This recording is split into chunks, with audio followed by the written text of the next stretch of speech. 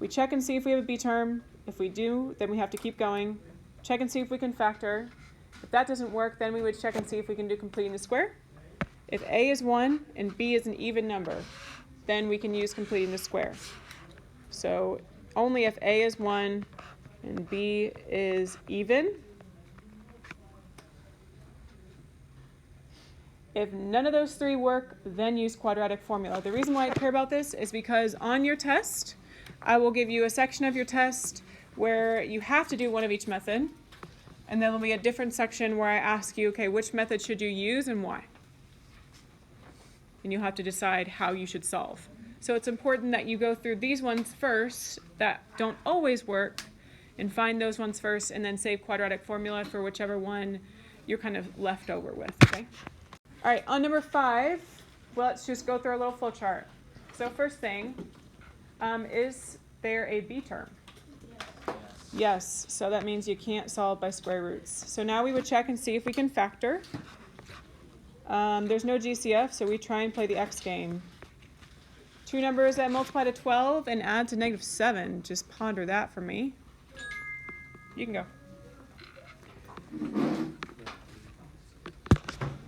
Does that -3 and -4, right? Okay, so yes, it does factor. And since the a value is 1, I'm going to go ahead and put it right to parentheses. You can always go the long way if you want, but I'm going to use a shortcut. So x minus 3, x minus 4 will be what it factors to. But because we're solving, you have to keep going, right? So set those factors equal to 0. X minus 3 equals 0. So what's my first x value? 3, you add 3. And take your second one. X minus 4 is equal to 0. And my number here my other solution is 4. So the whole point of this is not to just like review all the things we've done, but also to talk about, okay, why did we use factoring here and not another method? We use factoring because the x game actually worked, okay? So if you can find your two numbers, you should do it that way. Also, I'll point out on this one, you had it equal to 0, so it is important to check and make sure it's equal to 0 before you start. Equal to 0 first. Look at number 6. Is it equal to 0? Nope. So let's get it equal to 0 real quick. Move. We want to keep the x squared term positive, so move from right to left.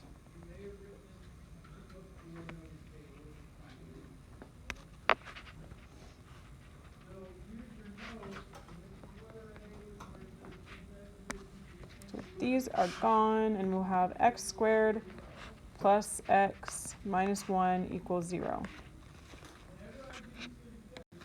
First thing we check for is, can I do square roots? Does it have a b term? Yeah, it's 1x. So can't do square roots then. You couldn't get it x squared term by itself. So now we'd see if we can factor. We do not have a GCF, so we just try and do this. Multiplies, so we got 1, 1, 1. Multiplies to -1, adds to 1. Does that work for us? 0. So this is a nope. It'd be really classy and just write over that. So no, that doesn't work. So can't do square root. You can't do factoring. So now we're going to check and see, can we do completing the square? Is my a value 1? Yes. Is my b value even? No. So that leaves you with quadratic formula. So this would be the one you use quadratic formula on. X is equal, so let's hold on. A is 1, B is 1, C is -1. So X is equal to opposite B plus or minus the square root. By the way, this is on the whiteboard right there. A B squared, so 1 squared, minus 4 times 1 times -1.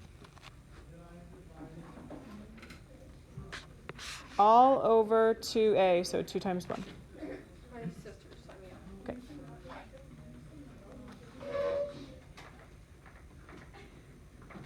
All right, if you have a calculator, you can type all of this in at once, or you can try and do it in your head. Either is fine. 4.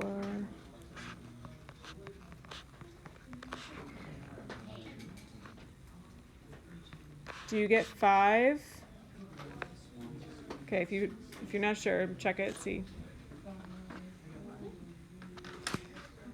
I don't think this one can simplify any further. 5 can't be broken up any further than that, and so that is your final answer. Remember though, the point of this is not just to review, it's to understand why am I using quadratic formula here as opposed to something else. Couldn't do square roots, couldn't factor, couldn't do complete the square, so you're using quadratic formula because nothing else worked. You would need to try everything else before you do this. That is why we did quadratic formula. On number 7, what do you think? Check your options, go through the little flow chart. What are you going to be left with? I see a b term of 8x, so can I do square root? Nope. Let's try and factor it, because factoring is your friend.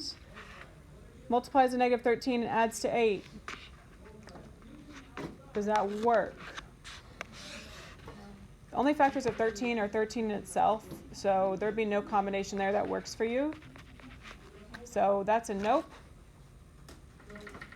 So now we would check completing the square. Is a equal to 1? Is b even? Yes, so use completing the square. I will do this on the whiteboard, but can you please try and do it by yourself? We've done so many of these this week. I'm hoping that you're getting it, and based on the warm-up today, you are. So try and see if you can do it.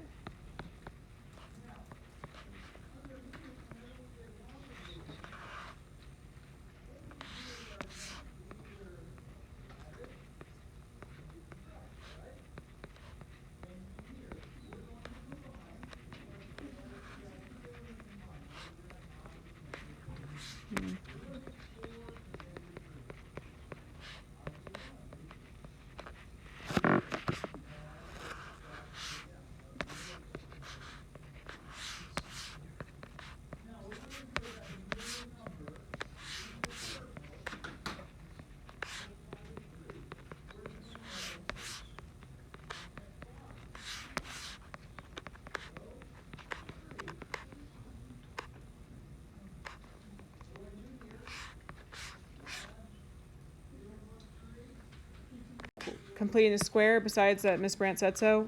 Completing the square, why this? Or why does it work here? What is it about it? This problem that makes it work.